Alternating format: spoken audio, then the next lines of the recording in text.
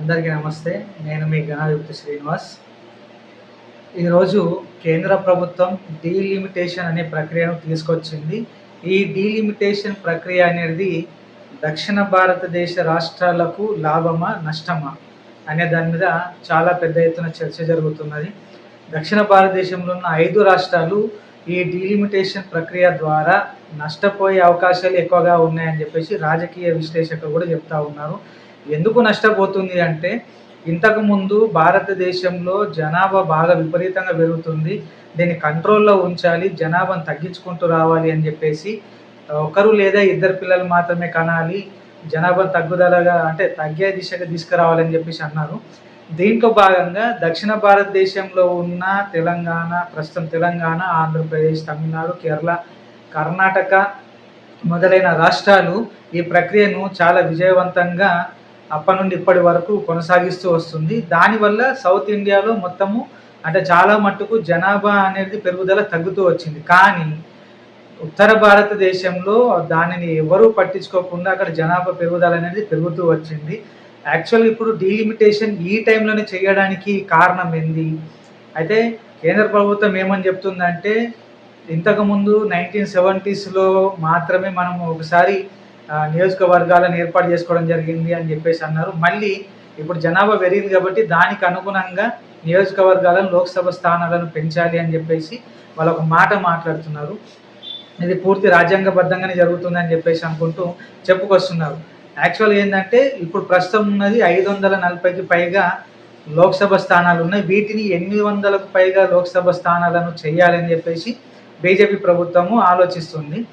ఎందుకోసం ఆలోచిస్తుంది? వీళ్ళు ఈ ప్రక్రియను ఇప్పుడు ఎందుకు మొదలు పెట్టబోతున్నారు అని అంటే, రానున్నది 2028 కానీ 29లో కానీ మొత్తము ఒకే దేశం ఒకే ఎలక్షన్ పద్ధతిని తీసుకురావాలని చెప్పేసి వీళ్ళు అనుకుంటున్నారు.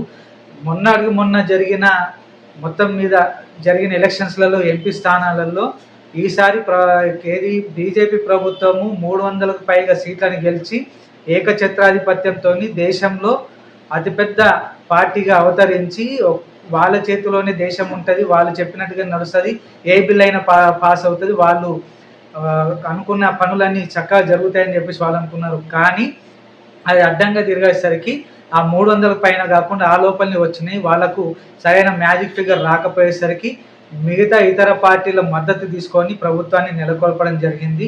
కానీ బీజేపీ ప్రభుత్వం, బీజేపీ నాయకులు ఆలోచిస్తుంది ఏంటంటే, ఎక్కడికెళ్ళి భారతదేశంలో వాళ్ళదే అంటే వాళ్ళ చేతుల్లోనే పరిపాలన ఉండాలి, వాళ్ళే ఉండాలి అని చెప్పేసి, ఎలాగూ దక్షిణ భారతదేశంలో మనం ఇమ్మడలేము, అక్కడ మన ప్రభుత్వం రావడం కష్టం, ఇప్పుడున్న పరిస్థితుల్లో చాలా కష్టంగా అనిపిస్తుంది కాబట్టి వాళ్ళ ఫోకస్ మొత్తం నార్త్ ఇండియాలో సీట్లను ఎక్కువ పెంచుకుంటే ఎక్కువ మొత్తంలో సీట్లను గెలవచ్చు, భారతదేశంలో ఏకఛత్రాధిపత్యంగా ప్రభుత్వాన్ని ఏర్పాటు చేయొచ్చు, వాళ్ళు అనుకున్నట్టుగా అమలు చేయొచ్చు, పథకాలను కానీ బిల్లులను కానీ తీసుకురావచ్చు అని చెప్పేసి ఒక ఆలోచనతో ఉన్నారు.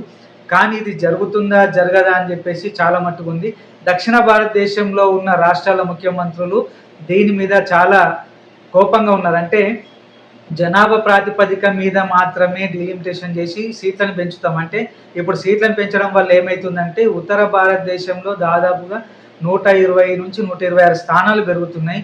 అదే దక్షిణ భారతదేశంలో 66 స్థానాలు మాత్రమే పెరుగుతున్నాయి. ఈ వేరియేషన్ ఎందుకు ఉంది? ఒకవేళ అక్కడ ఎంత పెరుగుతుందో ఇక్కడ అంతే పెరగాలి, అన్ని స్థానాలు ఉండాలి, సమానంగా ఉండాలి, 50-50 రేషియోలో ఉండాలని చెప్పేసి దక్షిణ భారతదేశ ముఖ్యమంత్రులు చెప్పుకొస్తున్నారు. దీని మీద చాలా వ్యతిరేకత వస్తుంది. మరి ప్రజలు దీన్ని ఏ రకంగా చూస్తున్నారు అనేది కూడా ఆలోచించుకోవాలి. ఈ విధానం గనక ఒకవేళ జనాభా ప్రాతిపదిక మీద గనక డీలిమిటేషన్ జరిగితే ఎలాగూ దక్షిణ భారతదేశానికి అన్యాయం జరుగుతుంది. దక్షిణ భారతదేశం నుంచి ఎన్నికైన ఎంపీలు అక్కడ గట్టిగా మాట్లాడలేరు, మనది ఒక వాయిస్ అక్కడ వినబడలేదు, వినిపిద్దామన్న ప్రయత్నం కూడా అక్కడ జరగదు, వాళ్ళు తొక్కేయడానికి ఇదవుతుంది. కాబట్టి దక్షిణ భారతదేశం చాలా రకాలుగా నష్టపోయే అవకాశం ఉందని చెప్పేసి ఇక్కడ కనిపిస్తున్నది.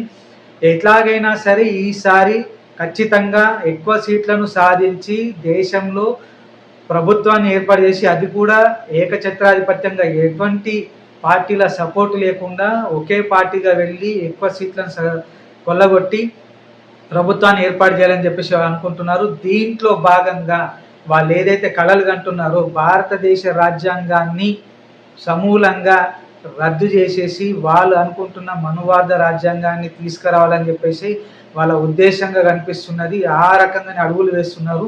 ఎన్ని రకాలైనటువంటి ప్రయత్నాలు చేసినా వాళ్ళు ఇప్పటివరకు ఏం జరగలేదు. లాస్ట్గా దీన్ని ఒక బ్రహ్మాస్త్రంలాగా యూజ్ చేసుకొని దీన్ని ఇంప్లిమెంట్ చేయాలని చెప్పేసి రేపు 16వ తారీఖు నాడు పార్లమెంట్లో ఈ బిల్లు గురించి చర్చలు జరగబోతున్నాయి 3 రోజులుగా.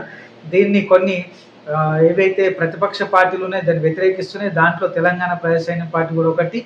దీనిలో దక్షిణ భారతదేశానికి ఎటువంటి అన్యాయం జరిగినా పెద్ద ఎత్తున ఉద్యమాలు చెలరేగే అవకాశం ఉన్నది.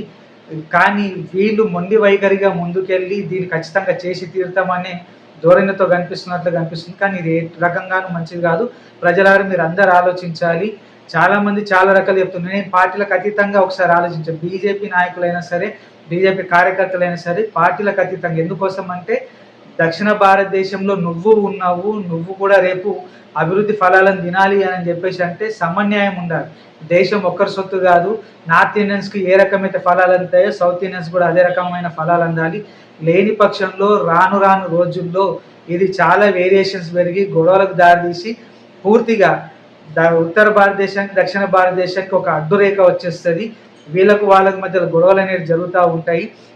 ఇది ముందు ముందు చాలా పెద్ద ఎత్తున సీరియస్ అయ్యే అవకాశంగా కనిపిస్తున్నట్లు కనిపిస్తుంది. ఏదేమి చేసినా కానీ జనాభా ప్రాతిపదికన తీసుకున్నా సరే కానీ దక్షిణ భారతదేశానికి ఏ రకమైన అన్యాయం జరగద్దు. అక్కడ ఎన్ని సీట్లు పెరుగుతాయి, ఇక్కడ అన్ని సీట్లు పెరగాలి.